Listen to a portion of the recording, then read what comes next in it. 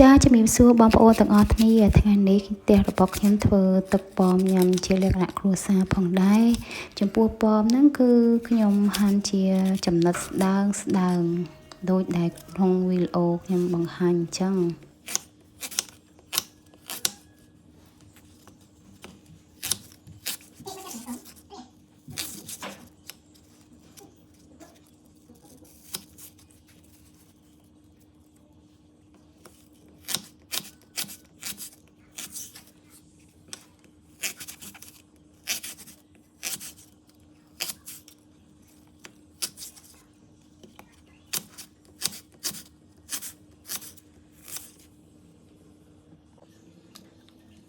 ចាប៉មរបស់យើងគឺហាន់រួចរាល់ហើយបន្តមកទៀតគឺខ្ញុំថែមពុទ្រា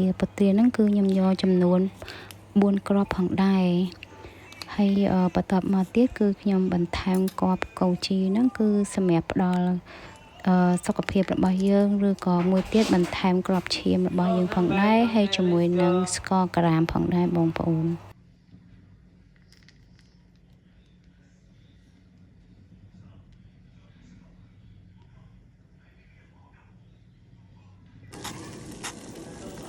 ចាបន្ទាប់ពីយើងហាន់ប៉មរួចរាល់ហើយអស់គឺខ្ញុំដាំទឹកឲ្យពុះហើយយើងដាក់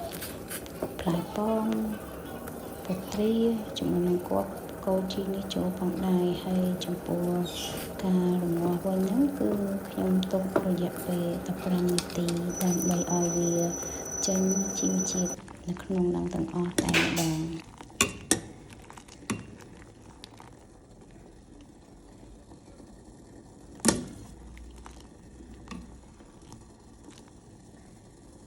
ចាឥឡូវទឹកប៉មរបស់យើងហ្នឹងគឺ